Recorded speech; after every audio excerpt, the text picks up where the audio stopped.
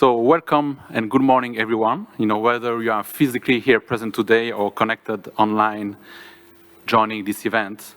My name is Stefano Amirati from the FIA. I'm very pleased to moderate this session today, which will look into the FIA ITF Disabled Motorist website.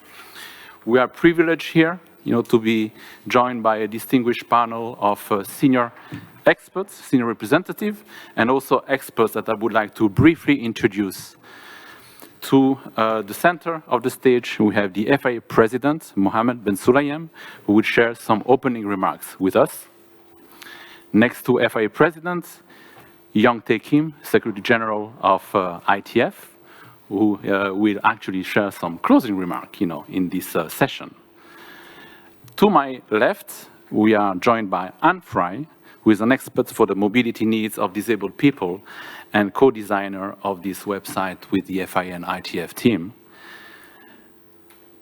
Then we have also Janne Koivisto, who is a member of the FIA Disability and Accessibility Commission and also project manager at our FIA member club, Autoliitto from Finland. Janne, in his presentation, will be joined by two testimonials. First, on the far left, Peter Cousin, who is Senior Project Manager and Accessibility Expert of Tractable. And we will also have a short video from Mr. Claudio Pupo, the Vice President of ANGLAT, which is the Italian National Association to promote mobility for disabled users. So let's start off, and I would like now to invite the FIA President to share some welcoming and opening remark. President, please. Over there. Thank you, Stefano. Ladies and gentlemen, I'm very pleased to present to the media the joint FIA ITF Disabled Motoring website. And I would like also to thank my friend, I would say, Secretary General Dr. Young Tae Kim for ITF's invaluable collaboration. The global commitment to sustainable development goals and their target mandates us to enable transport systems that are safe, environmentally sustainable, and accessible for everyone. As a driver of mobility, enhancing global initiatives led by Mr. Tim Sherman, the Deputy President of Automobile Mobility and Tourism, the FIA and its members clubs are committed to promoting accessible and inclusive transport solutions. The Disabled Motoring website is a concrete response to one of the platforms that disabled travelers face. Over 1 billion people in the world live with some form of disability. For many people with disabilities, being able to drive is one of the few options available for independent mobility. Although access to public transport for people with disabilities is improving in many countries, it is still far from universal, even in towns and cities. And for those living in rural areas, is often simply not available. In addition, differing rules, depending on the country, make international travel unnecessarily difficult for disabled drivers. We are convinced that we can create an inclusive future. The FIA Disability and Accessibility Commission, which we have a member here with us, the FIA governing body, which supervise this particular initiative chaired by Mrs. Natalia McGloin, is committed to breaking down barriers that obstruct full and effective participation in mobility. Partnership, I believe, is key if we want to achieve ambitious goals. Over the last 10 years, the FIA and ITF have collaborated fruitfully on promoting safe and sustainable mobility for all. The website itself is a concrete example of our significant collaboration, capturing data from 60 countries, thanks to the ITF member states network, and with the FIA 244 mobility clubs network. The user-friendly database enable us to engage is disseminating information effectively for disabled road users globally. Our experts will further elaborate on particular elements of this tool. Where I come from, it's actually, we don't call them disabled, we call them people with determination.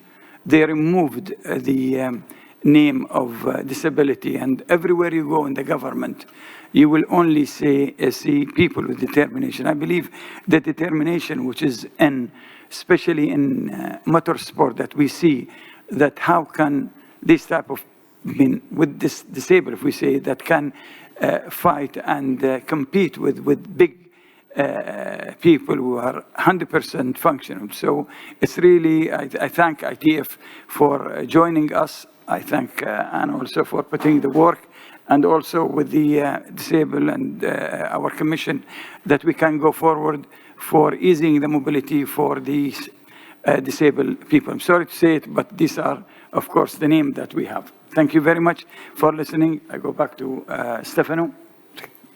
Thank you very much, President. As you said, a very important, partnership between ITF and the FIA after that many years of collaboration, and some tangible, outcome and a practical tool that we're now seeing live and being presented today. Let me now turn to Anne Fry. Anne, you've been collaborating with our team and the FIA team. What can you share with us? What message would you like to share with the audience today? Thank you, Stefano. I was delighted to work with ITF and FIA on this initiative because, frankly, information is key to independence if you have a disability. And disabled people very often lack basic information, particularly if they want to travel and to live independently.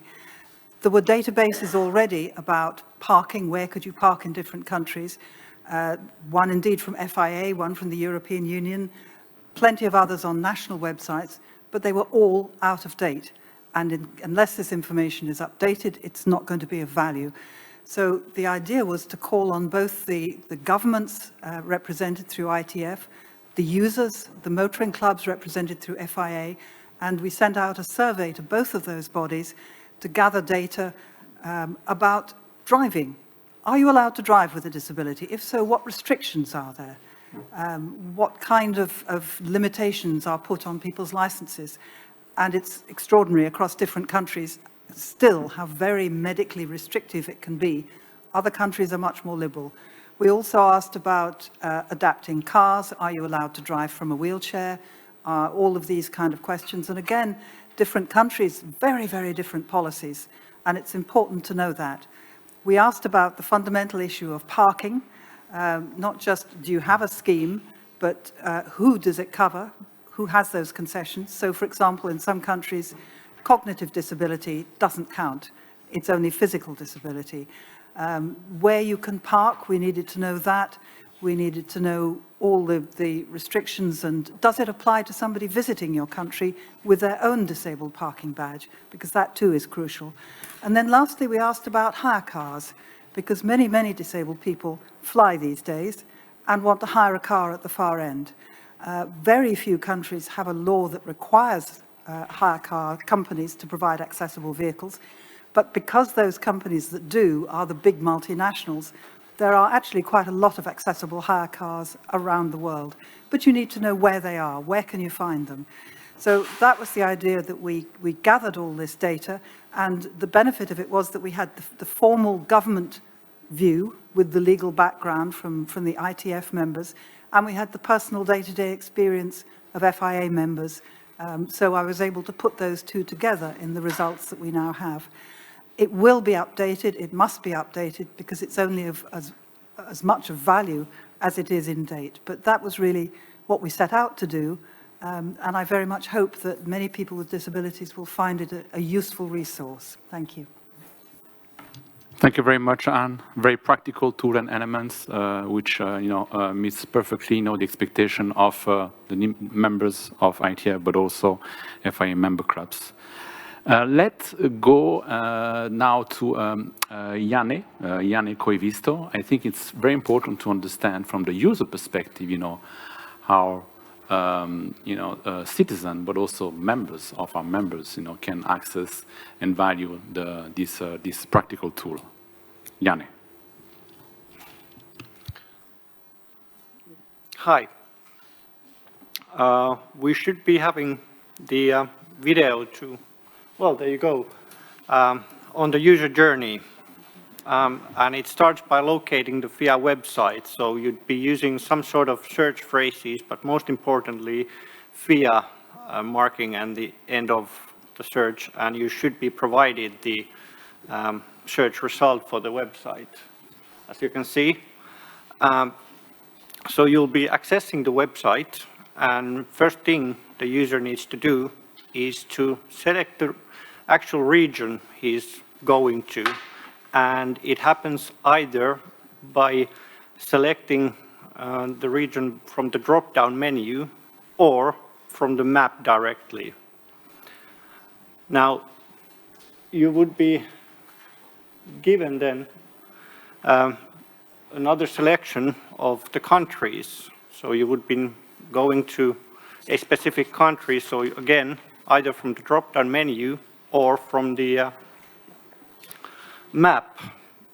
And for this showcase, we're going to Finland, and later on you'll know why. But for now, you would be clicking Finland and click check information. And all the data FIA has gathered is given in a questions and answers form. And they are divided in 4 parts. Part 1 dealing with the legislation side of driving with disability.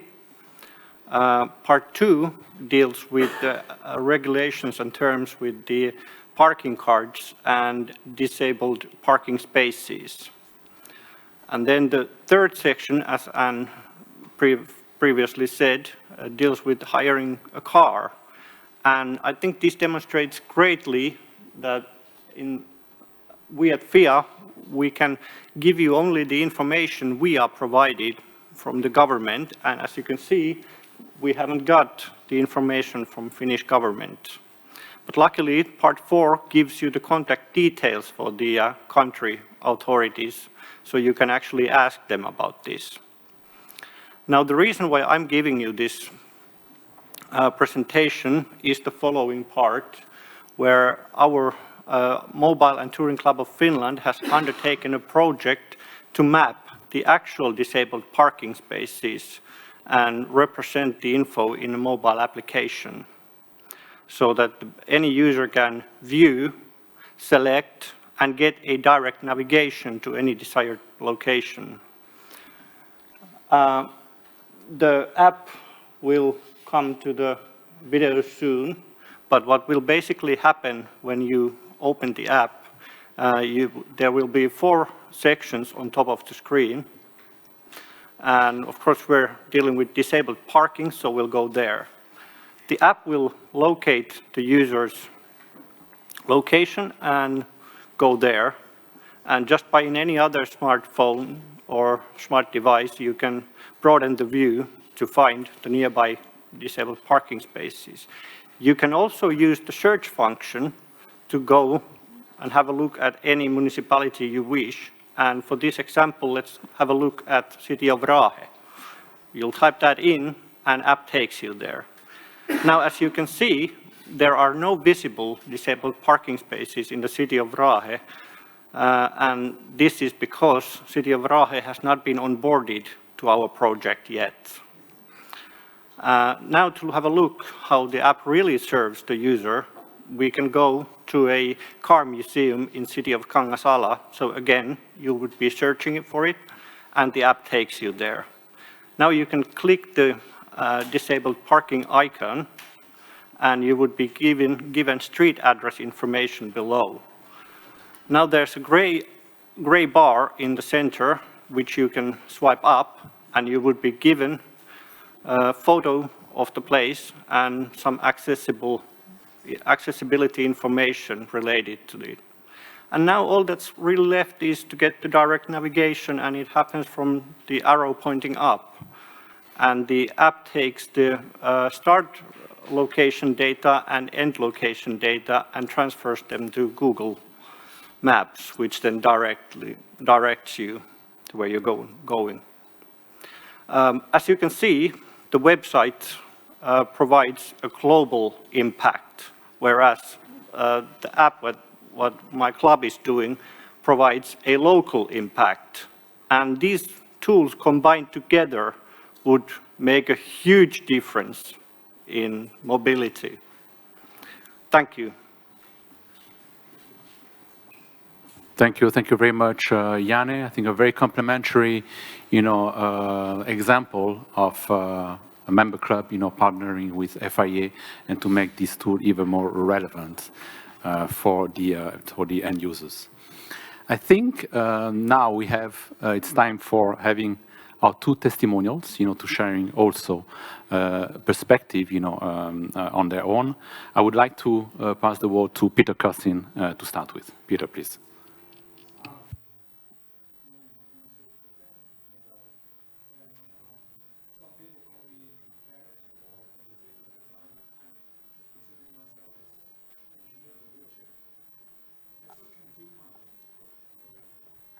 This is better. I restart. So my name is Peter Kozijn. I am from Belgium. Some people call me impaired or disabled, but I just consider myself as an engineer in a wheelchair. I still can do my job, do wheelchair athletics, sing Bach and Tatas or whatever, as long as I can get where things happen. And for that, the ability to drive is a quite important factor ensuring my independent living and inclusion in society. As a person with a wheelchair or a person with crutches, you do not have to, for example, the possibility of easily carry things or move quick over long distances. And if you combine this with the rigidity and the inaccessibility and the grid width and especially the organizational burden in public transport, then you can easily imagine why we depend hugely on our cars. If they take off my car, I will be disabled. I will not have the opportunity to live and get to the places where things happen. I live in Belgium, and I could have taken the train or the plane to Leipzig, but I took the car, as nobody could guarantee me that I could get a lot of assistance on every train and bus, if I could get connections, if things would be easy or not easy. So that's what's the big problem is for us as people with a limited mobility. We have no margins in our transport planning. We have no alternatives. People that are say normal people can just run a bit to catch a train. We can't do that. So we know we do need to organize our travel. We do need to have a lot of information before we get here. Are we allowed to drive? Is our permit okay? Can we hire cars? That kind of stuff. And especially where can we drive? Can we reach our destination? Can we drive in low traffic zones? Can we enter parkings? People with disabilities or in a wheelchair have sometimes huge cars because they need to put in their wheelchair. So if you go into a parking lot, you have to need to know if you can enter that. Can I park nearby the Congress Center? Can we easily get fuel or electricity? Can we reach the fuel pump? That kind of information is crucial to make our trip. Our car space is free. The blue car parking spaces, are they free or do we have to pay? We're willing to pay, but we have to know it in advance. In most of the countries, it's for free, but you do not want to get a police ticket because you have parked on a space where you thought you did not have to pay. So that's why we need cars, still need cars. Maybe there are more environmentally friendly solutions, but we can't use them. So cars, and especially environmentally acceptable cars are solutions for us. Thank you very much, Peter. Very strong and practical messages, from the end users. Before I turn to Dr. Young-Tae Kim, I think we have one more video in terms of another testimonial. So we will go with. Sono Claudio Puppo, vicepresidente nazionale di ANGLAT, Associazione Nazionale Guida Legislazione Handicappati Trasporti. ANGLAT collabora da sempre con molti enti pubblici e privati, in particolare con l'ACI, Automobile Club d'Italia, dove la collaborazione ventennale è nata per sviluppare i servizi a supporto della mobilità delle persone disabili. Vogliamo ringraziare FIA per l'importante portale che è stato realizzato, che è di supporto alla cultura e alla conoscenza di tutti noi, che ci permette di conoscere le condizioni, le normative e le modalità e le opportunità di mobilità, sia guidando direttamente con la propria macchina, sia in Italia che negli altri paesi, per muoversi in libertà per finalità turistiche, di lavoro o di qualsiasi altro genere.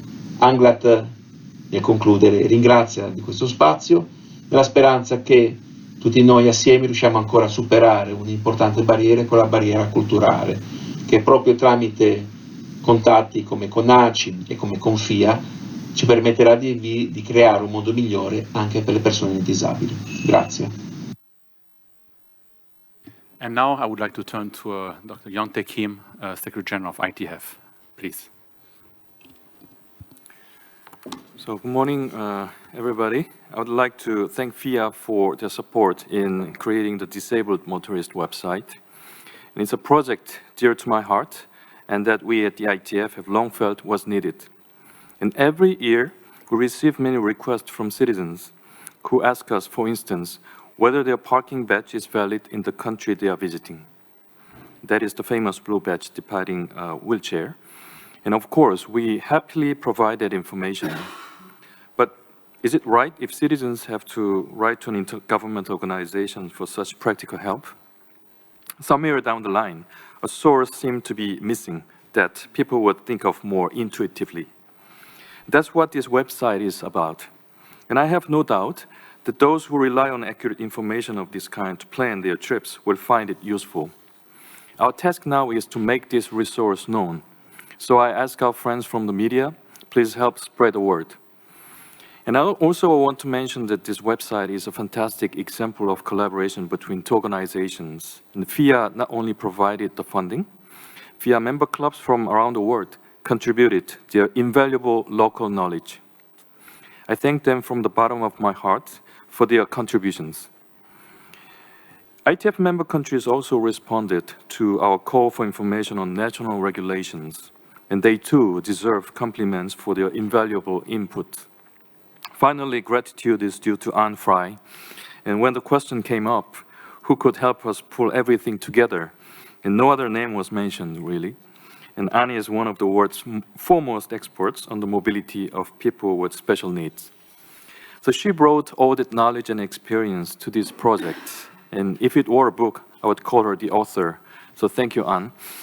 And our challenge now will be to keep this resource as up-to-date and accurate as can be. And the awareness for the special needs of many of our citizens is growing around the world. As a result, the regulations are also evolving rapidly. We must therefore think of this resource as a work in progress, a living thing. And it would be a shame if disabled motorists around the world deleted the bookmark for this website a few years down the road because it is out of date. So how can we avoid this? Is a topic that I look forward to discussing with my good friend Mohammed Ben Sulayem here at the summit. So thank you very much. Thank you very much, Secretary General. Before we move to the Q&A, I would also like to acknowledge and thank the FIA Foundation. And I see Saul Billingsley here in the room. Obviously, this project was also, the fruit of the great collaboration with the FIA Foundation. So, again, thank you, Saul, for your support in this field around accessibility and our agenda. Let's now it's time for take some questions. Any questions? If you could please introduce yourself and pose your question. Thank you.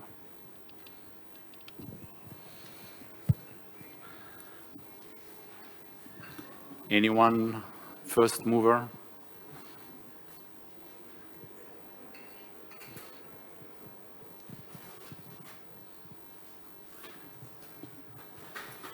Yep, please.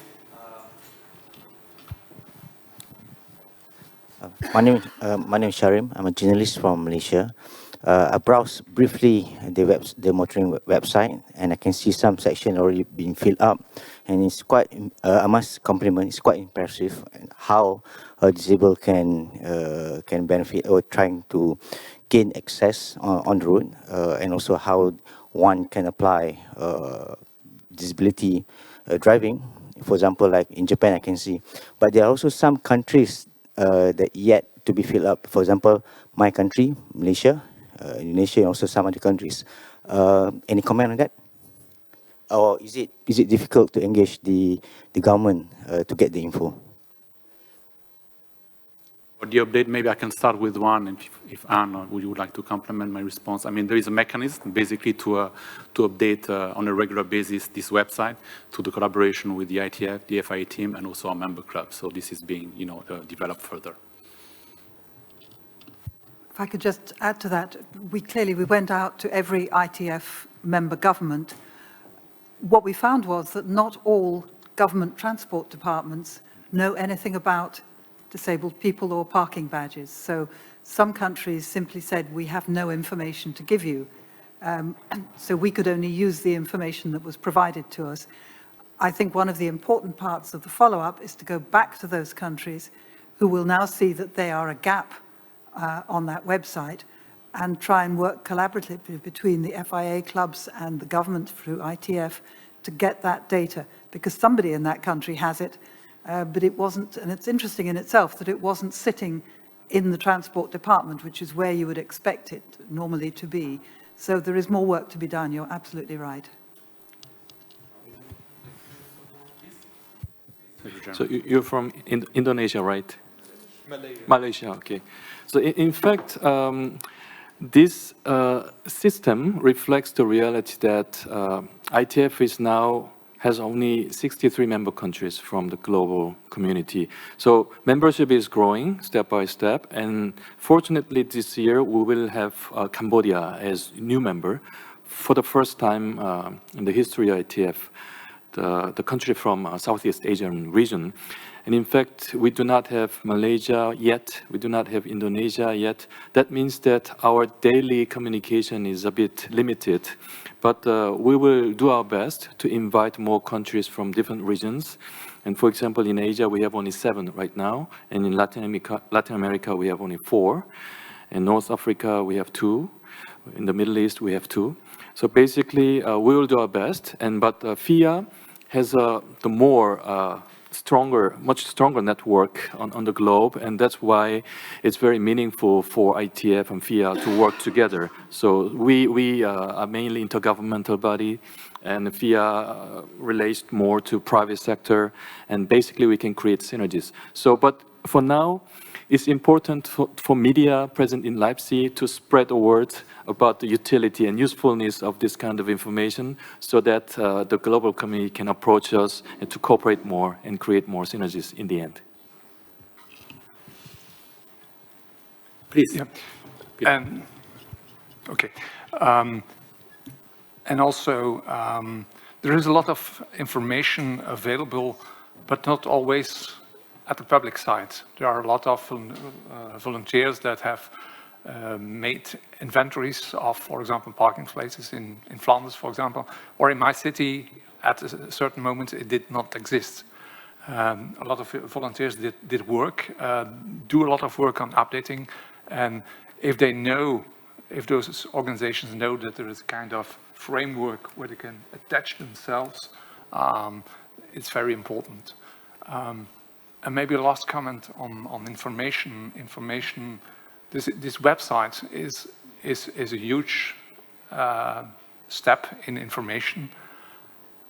But in any case, having information also on the sites, signage, and so on, is hugely important. This morning, although I had consulted the website, I have a mobile phone that had no signal this morning. It took me 1 hour to find at this place an accessible parking. I have asked to 8 people where I could park. I have driven about 5 kilometers to find it. I've seen every corner of this venue. That's what information is about. And that makes the difference between feeling accessible, feeling good to be here, and missing a first session.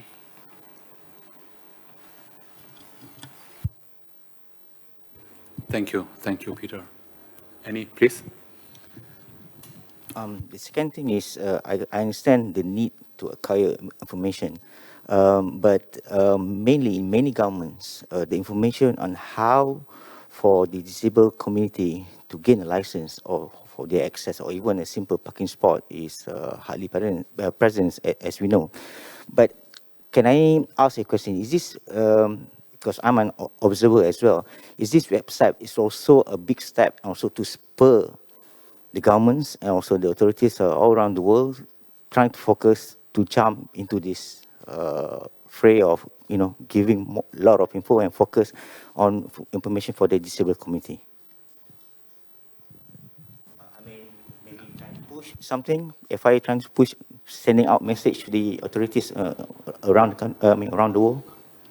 It's certainly, this is the goal of this partnership between FIA and the ITF, and it's going to be, our ambition to spread the word, through, as Secretary General mentioned, through the network of all of our members around the world, so that the impact will be seen, at the end of the day.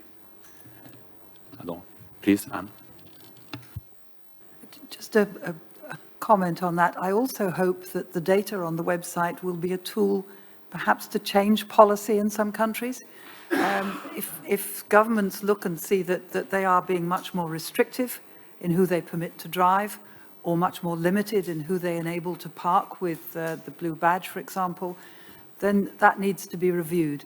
I mean, if you look at the data, particularly on driver licensing, you'll find huge restrictions in some countries, and others who say, we don't care how you're controlling the car, provided you can pass the driving test and prove that you're competent, then you can drive. So it's a massive difference, and I hope that data will be picked up and looked at by governments as part of a review of whether the restrictions that are currently applied in some countries are really necessary. We've come a long way from what used to be called the medical model of disability, which was everything to do with if you've got this disability, you can't do that. That should all now be in the past, and we should be looking at people's functional ability. Doesn't matter how you drive, with a joystick or with mouse steering or whatever it is, if you can do that safely, then that should be fine. So I think there's potential with this website to drive some policy change as well as being an information resource. Any other question? Yes, Nora? Nora, the mic. I think there's a mic there. Yeah, coming to you.